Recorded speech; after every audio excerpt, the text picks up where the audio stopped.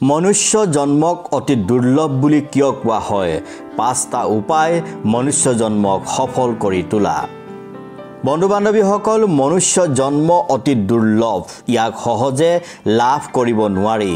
পদ্মপুৰাণ অনুসৰি 84 লাখ যোনিত জন্মগ্ৰহণ কৰাৰ পিছত মনুষ্য যোনি প্ৰাপ্তি হয়। ব্ৰহ্মাদেৱে পুত্ৰ নাৰদক কৈছিল যে, হে নাৰদ, মনুষ্য জন্ম লাভ কৰা সহজ নহয়। মনুষ্য জন্ম পুণ্যৰ ফলত হয়। মনুষ্য জন্ম এনে এটা সাধন প্ৰণালী যাৰ জৰিয়তে মনুষ্যই পৰম ব্ৰহ্মক লাভ কৰিব পাৰে।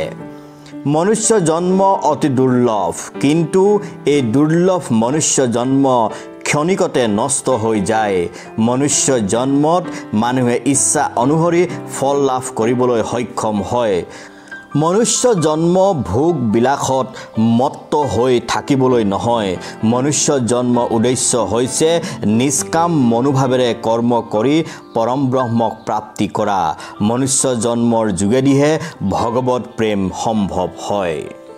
সেই কাৰণে স্বৰ্গৰ দেৱতাসকলে মনুষ্য জন্ম বাঞ্ছা কৰে, কাৰণ এই জন্মৰ যোগেদি ঈশ্বৰ প্ৰাপ্তি অতি সহজে হয়।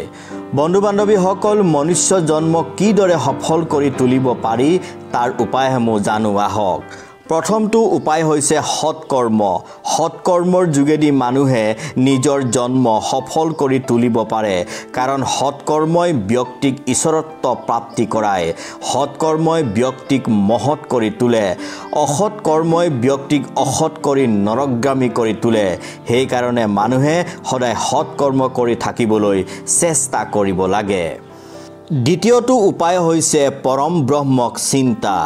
মনুষ্য জন্মক সফল কৰি তুলিবলৈ হ'লে একান্ত মনে কৰ্মৰ মাজেৰে পৰম ব্ৰহ্মক চিন্তন মনন কৰাৰ অতি দৰকাৰ, কাৰণ মনুষ্যৰ অন্তিম যাত্ৰাই হৈছে পৰম ব্ৰহ্ম। যি সদায় পৰম ব্ৰহ্মক চিন্তা কৰি সৎকৰ্ম কৰি যায়, তেওঁৰহে মনুষ্য জন্ম সফল হয়। 3 নম্বৰ উপায়টো হৈছে পৰোপকাৰ।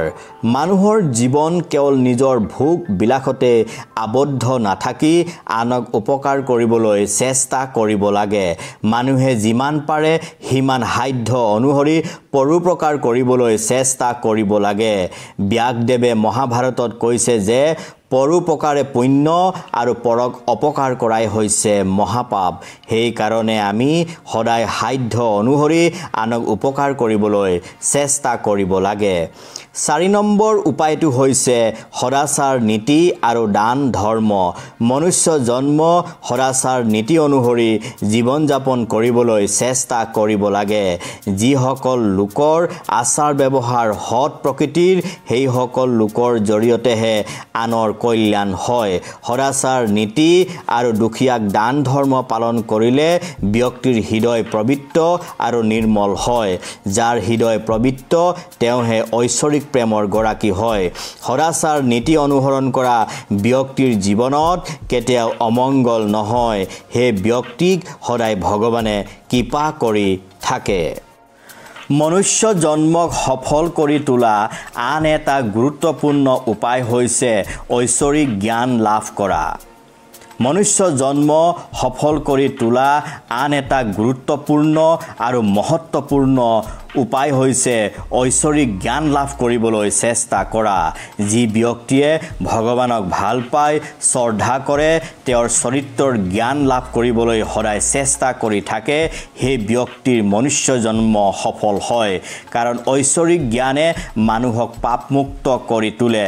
ঐশ্বৰিক জ্ঞানে মানুহক সৎ চৰিত্ৰৱান কৰি তোলে। গীতাত ভগৱান কৃষ্ণই অৰ্জুনক কৈছিল যে, জ্ঞানতকৈ পবিত্ৰ বস্তু একোৱে নাই। জ্ঞান গংগা জলৰ দৰে পবিত্ৰ। মানুহে সদায় জ্ঞান লাভ কৰিবলৈ যত্ন কৰিব লাগে, কাৰণ জ্ঞানৰ পথেই হৈছে ভগৱত প্ৰেমৰ পথ। গতিকে বন্ধু বান্ধৱীসকল, এনেধৰণৰ বহুতো উপায় আছে যাৰ যোগেদি আমি আমাৰ মনুষ্য জন্ম সফল কৰি তুলিব পাৰোঁ। ধন্যবাদ।